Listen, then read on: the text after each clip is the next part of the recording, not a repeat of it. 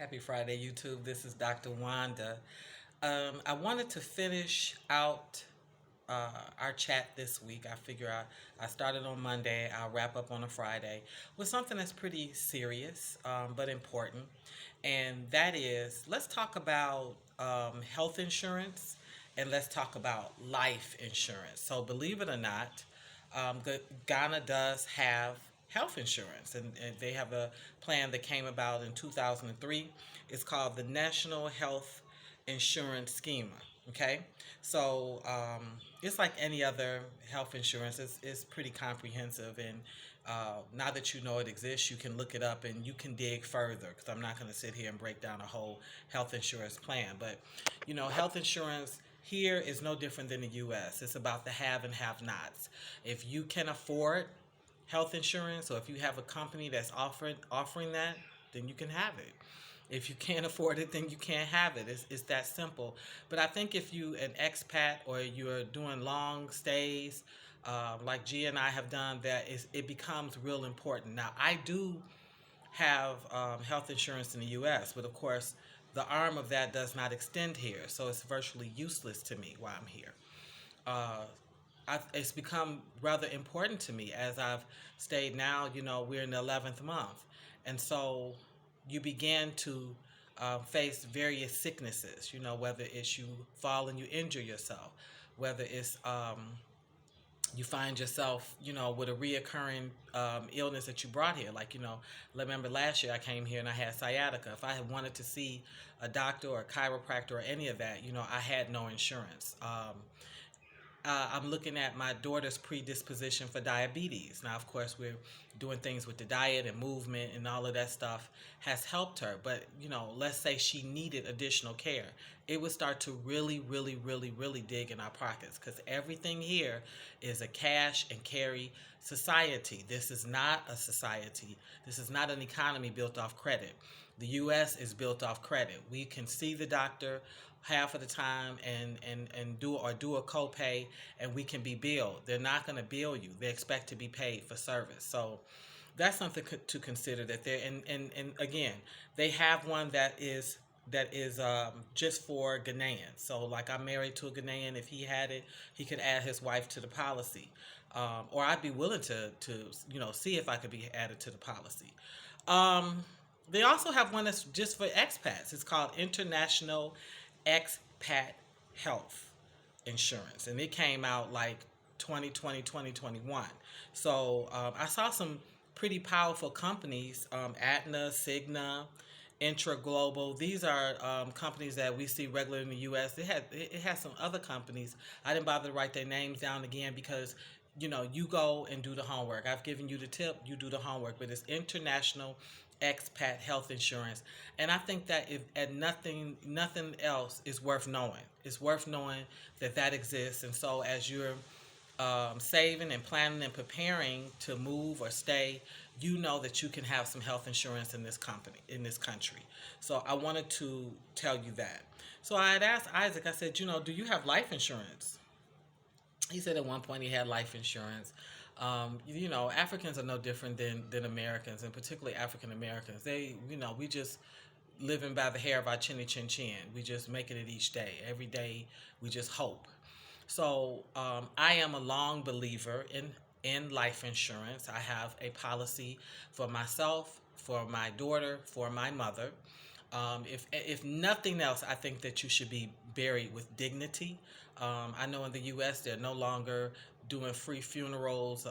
What they pretty much do, if you don't have the money, they do a mass cremation. They throw all the bodies in together in a pile, and they have a cremation, and then they scoop ashes from that pile and they give them to you, and so mama is mixed in with Uncle Duke, who's mixed in with the man down the street, is mixed in with a serial killer, that's mixed in with, and so there's no honor in that. And so I keep the life insurance policy, and it's so serious to me that I keep the policy. I'll pay them before, if I owe you some money, I'll pay my policy before I pay you back. I pay my policy before I pay my car note. Nothing is more important to me than this policy. Some of it too is should I leave, I'm leaving behind an 11-year-old. The other children have already left the nest and they're managing themselves. Gia is still authentically a dependent, and she's a dependent living in Africa. So there's people who love her and they'll take her in, but I have my opinion about the quality of life I want for her, the type of places I want her to go to school, and how I want her to travel, the way I want her to be able to engage in the world. And the only way to have any control over some of that is to leave money behind, to tell you the truth. I mean, I want whoever um, absorbs my daughter should something happen to me, that the resources, the financial resources are there to treat her well. So that's something to look at, your life insurance policy. We fly overseas, and we're all seeking longevity, and particularly longevity with good health and wellness. But should that not be the case, and we have to prepare, this is life. This is life. I don't want anybody hopping up trying to do a GoFundMe to bury me. I don't want anybody to do a GoFundMe to manage any sort of debts or anything I leave behind. So I have a life insurance policy. Now, the truth is, Ghana also offers life insurance policies. I cannot attest to the quality of them. What I mean by that is, do you go through hell when something happens and they have to be paid out? Because that's really when you find out what you got. My policy in the U.S. is Travelers. Travelers has a respectable history of really kind of playing fair in the market. They pay out their policies. People have good experiences with not just life, but also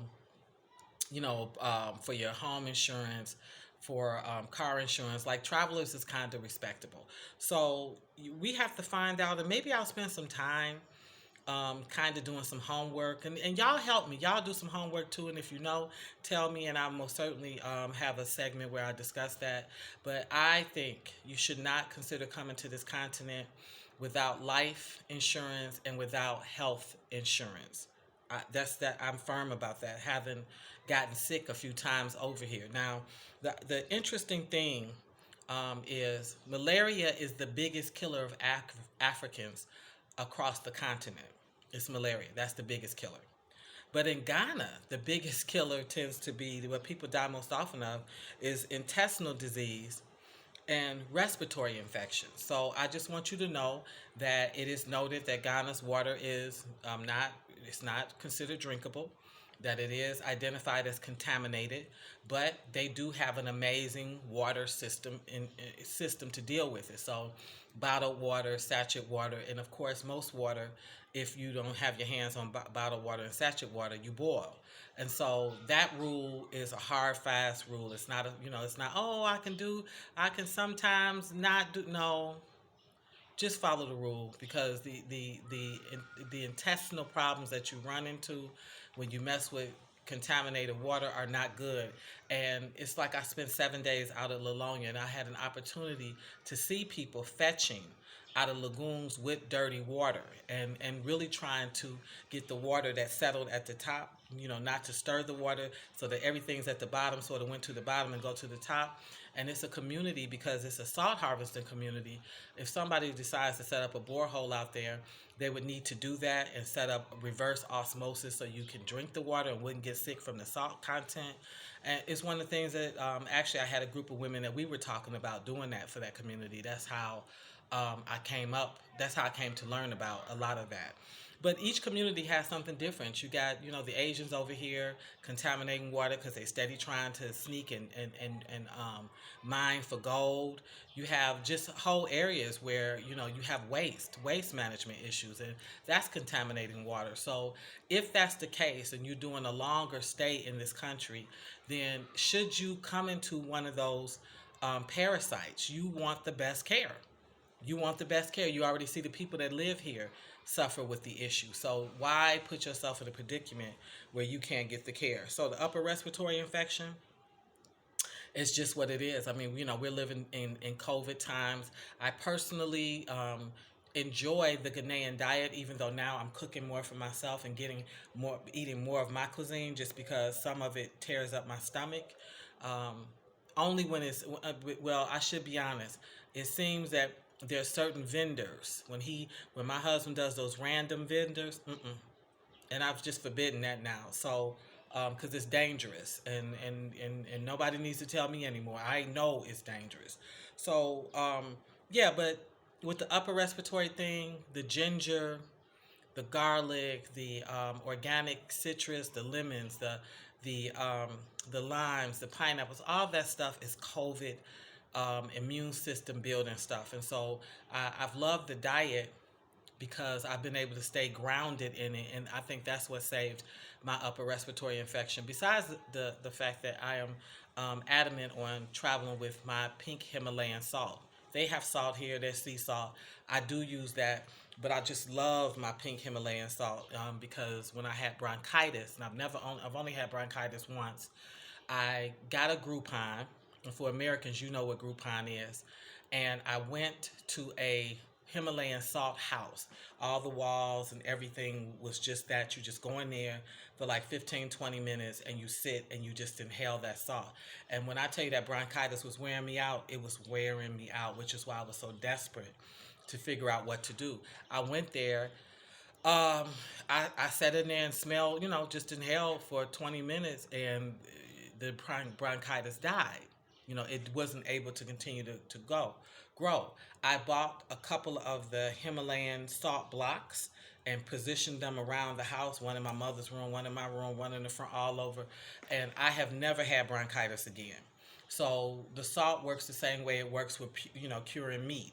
You know, it's not that the salt itself is a cure, it just sets up a hostile environment where those bacteria that cause upper respiratory infections can't grow. Now, Gia has had respiratory infections and I have not, but the house that she stays in is kind of falls more into kind of a shantyish type house, and I am assuming that it is due for just a wiping and washing down of the walls and airing out. Every good home in America, at some point, we look for spring to do that, and that helps us with upper respiratory infections. So beyond that, I can't really account for it, but she's always healed from it and gotten back, bounced back. So we know that there's some good stuff going on here in terms of diet, and also her inhalers, her salt inhalers, help a lot. So that's what I'm gonna tell you today.